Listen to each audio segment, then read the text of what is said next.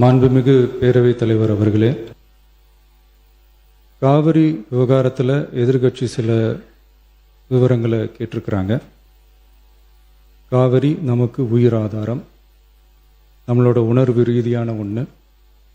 அதனால் அதை வச்சு அரசியல் பண்ணுற எண்ணம் துளி கூட நம்ம அரசுக்கு இல்லை.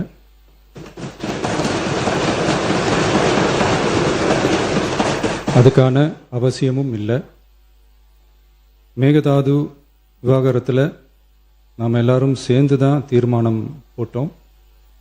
அதை நேர்முக கடிதமாக மாண்புமிகு பிரதமர் அவர்களுக்கும் அனுப்பி வச்சிருக்கிறோம். அதோடு நாம் அப்படியே இருந்துடல. ராஜ்யசபாவில் ஒன்றிய ஜல் சக்தி துறை இணை அமைச்சர் மேகதாது அணை பற்றி முழு விவரங்களை குறிப்பிடலைன்னு தெரிஞ்சதும் காவிரி நடுவர் மன்றத்தின் இறுதி தீர்ப்பு மற்றும் மாண்புமிகு சுப்ரீம் கோர்ட் தீர்ப்பு சம்பந்தமான விதிகள் மற்றும் பத்திகளை கோட் பண்ணி மேகதாது திட்டத்துக்கு எந்த விதமான சட்டபூர்வமான அனுமதியோ நிர்வாக அனுமதியோ வழங்கக்கூடாதுன்னு மாண்புமிகு பிரதமர் அவர்களுக்கு அடுத்த நாளே நேர்முக கடிதம் எழுதினோம். காவிரி நதிநீர் பங்கீட்லேயும் சரி, மேகதாது அணை கட்டுற முயற்சிகளை தடுக்கிறதுலையும் சரி, தமிழ்நாட்டோட உரிமையை நம்ம அரசு கொஞ்சம் கூட விட்டு தரவே தராது. அதுதான் நம்மளோட நிலைப்பாடும். அதே நேரத்தில் கர்நாடகாவில் சில அணைகள் கட்ட ஆரம்பித்ததை பற்றியும் இதே அவையில் 1969 ஒரு விவாதம் நடந்திருக்கு. அப்போது நீர்வளத்துறை அமைச்சராக இருந்தது யார்? அப்போ அணை கட்ட விட்டது ஏன்னு கேட்டு அந்த மாதிரி சீப் பாலிடிக்ஸ்லாம் நான் பண்ண விரும்பலை.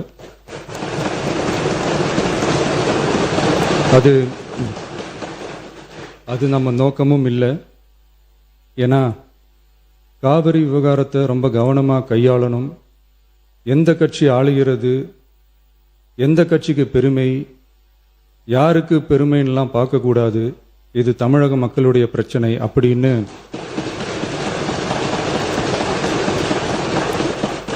அப்ப இருந்த எதிர்கட்சி தலைவர் திரு திருமன் அவர்கள் சொன்னதை இந்த சபையில் சொல்ல விரும்புகிறேன். காவிரி பிரச்சனையில் சம்பந்தப்பட்ட 2 மாநிலங்களும் ஒன்றிய அரசும் உட்கார்ந்து முடிவெடுக்கணும்னு 1969 இந்த சபையில் பேசியிருக்கிறாங்க. அதுக்கப்புறம் நிலைமை வேறு மாதிரியெல்லாம் போயிடுச்சுன்னும் நம்ம எல்லாருக்குமே தெரிஞ்சது தான்.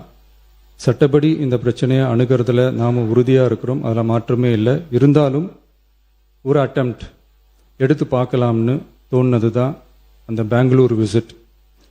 அப்படி ஒரு விசிட் பற்றி ஃபஸ்ட்டு யோசித்து கேட்டதும் நான் தான். நாம் பெங்களூர் போக நினச்சதை பற்றி பல ஒப்பீனியன்ஸ் வந்துச்சு. நாம் போக நினச்சதுக்கு காரணம், ஒருவேளை இந்த பிரச்சனை தீர்க்கறதுக்கான ஒரு பாசிட்டிவ் சைன் கிடைச்சா நல்லா இருக்குமேன்னு ஒரு எண்ணத்தில் தான். இன்றைய காலத்தில் பகை நாடுகளை பேசி தீர்க்க பார்க்குறாங்க. பக்கத்து மாநிலத்தோட பேசி பார்த்தா என்னன்னு நினச்சேன்.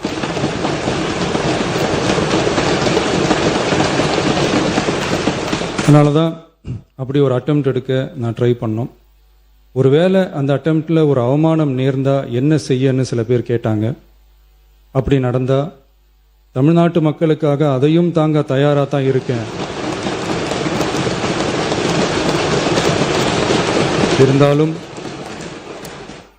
இருந்தாலும் நம்ம மேலே அன்பு காட்டின அத்தனை பேருக்கும் என்னோட நன்றிகள்.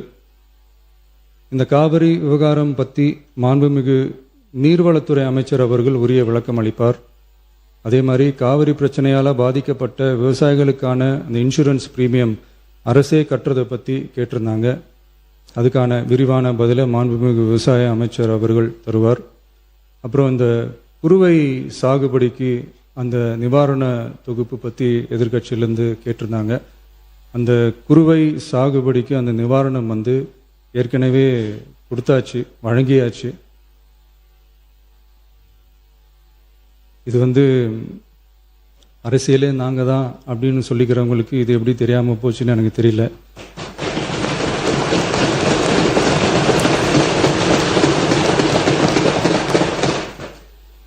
முன்ன பின்ன பேப்பர் படிச்சிருந்தா நாட்டில் என்ன நடக்குதுன்னு தெரிஞ்சிருக்கும்.